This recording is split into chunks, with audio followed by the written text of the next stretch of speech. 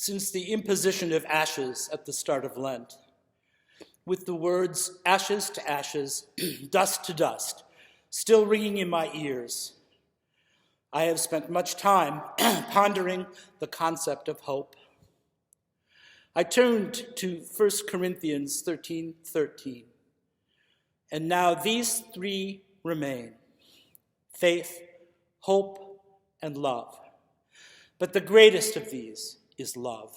The theologian Mark Ballinger, writing in a blog on Scripture, states, "Faith and hope are beliefs about the past, present, and future that should result in actions of love right now.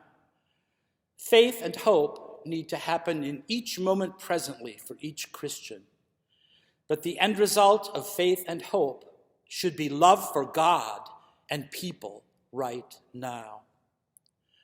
With this insight in mind, I would like to share three facets of the work and witness of the Oxford Presbyterian Church in the face of a global pandemic that inspire hope within me. We find ourselves living in such a fractious time presently. Political partisanship has grown poisonous. Acts by white supremacist extremists exacerbate already fraught racial tensions. Hate crimes targeted against marginalized communities are rising at an alarming rate, and the scourge of senseless gun violence rampages throughout our nation. It would seem that all too often, humans will miss no opportunity to hate and demonize each other. That said, with the start of every Oxford Presbyterian Church worship service, either Pastor Lawrence or Pastor Mark delivers an unambiguous message of welcome.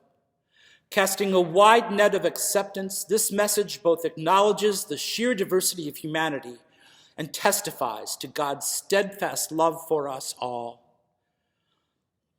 Every time I hear this welcome, I am reminded that our congregation's desire for inclusion is not merely some performative platitude, but rather a confirmation of our intent to walk the walk, not simply talk the talk of God's steadfast love. Implicit to this pronouncement of welcome, I hear echoed the words of Dr. Martin Luther King as found in his letter from a Birmingham jail. "Injustice anywhere is a threat to justice everywhere. We are caught in an inescapable network of mutuality, tied in a single garment of destiny." From my heart, I can tell you that having personally experienced the sting of bias and prejudice in my life, I take great hope in this weekly reiteration of our church's message of welcome. It confirms our intention to abide by the injunction as set forth in the 8th verse of Micah 6. "He has told you, O man, what is good, and what does the Lord require of you, but to do justice and to love kindness and to walk humbly with your God." As a child of God and a follower of Jesus, our congregation's commitment to demonstrating God's unconditional love for all of his children engenders within me a profound sense of hope. Second, the manner in which our church leadership acted to stem the spread of COVID in our community fills me with great hope. Adapting our worship service in accordance with the findings of medical science, diligently analyzing data for trends of the incidence of disease, and adhering to public health guidelines for congregant indoor settings speaks to the level of discernment and abundance of care that we have taken to prioritize the safety and well-being of our congregation, church staff, and community. I have watched in horror as some churches throughout our country have capitulated to their desire to continue on unabated in the practice of their normal manner of worship, The cost of this obstinate denial of public health guidelines has sadly resulted in unnecessary sickness, death, and contagion in their communities.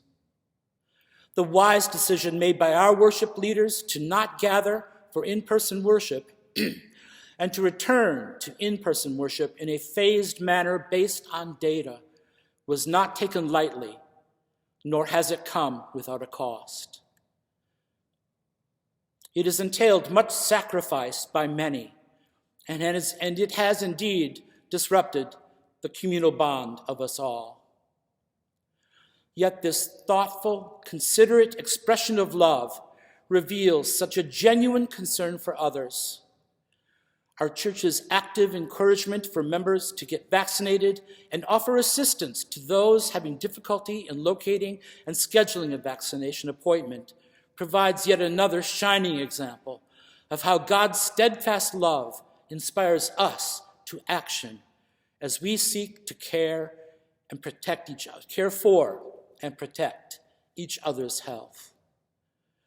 Rather than signaling a compromise of our faith, this principled, empathetic response to the global pandemic reveals much about how our congregation bears witness to the unending love of God.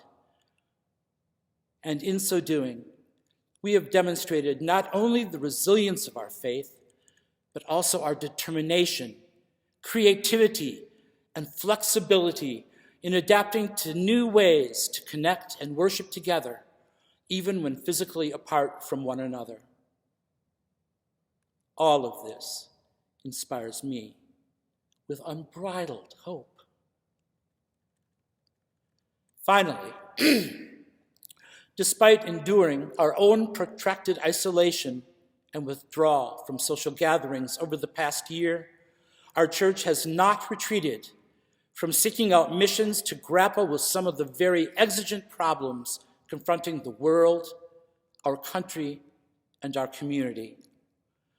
The scriptural exhortation found in Matthew 25:40, "The king will reply, 'Truly I tell you, whatever you did for one of the least of these brothers and sisters of mine, you did for me,' comes to mind as I reflect upon our church's commitment to engage in initiatives that address the issue of global climate change through the formation of the Caring for Creation team, as well as confronting the inequitable disparities of wealth, consumption of natural resources, and distribution of food and water resources through the formation of the Eradication of Systemic Poverty team. Rather than allowing our resolve to grow timid and our vision myopic in the face of the pandemic threat, we have decided to intentionally engage with others to combat other global crises that will impact not only us, but our children and our children's children as well. This fills me with intense hope. Excuse me.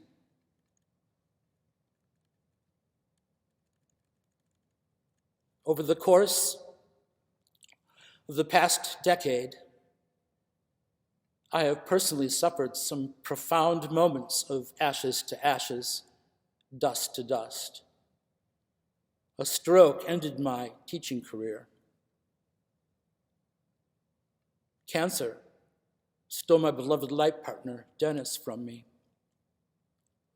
And COVID disturbed my peace of mind and took working with the chancel choir away from me.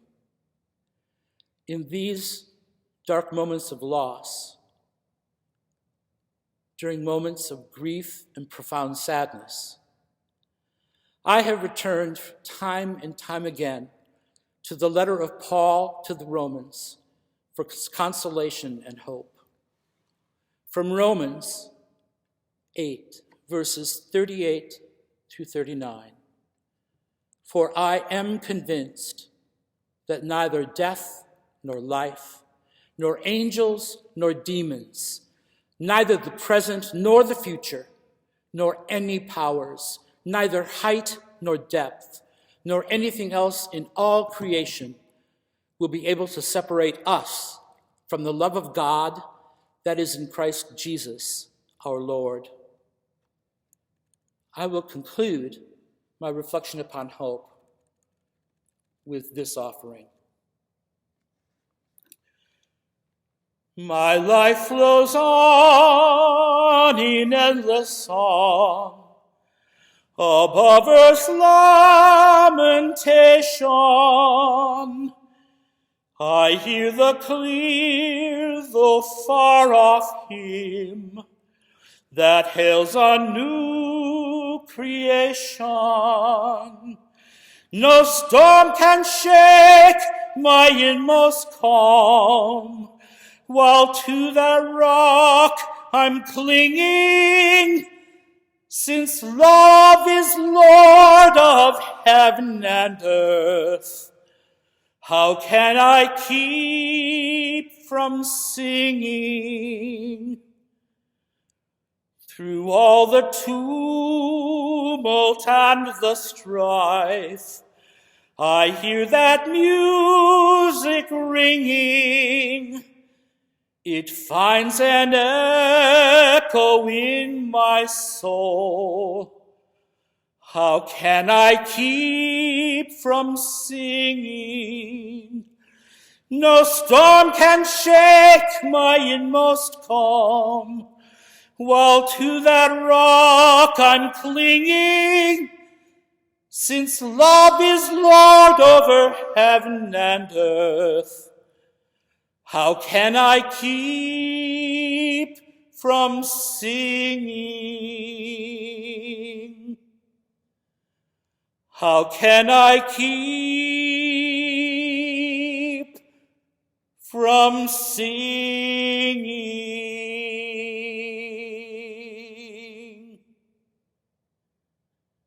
May the peace of Christ be with you all.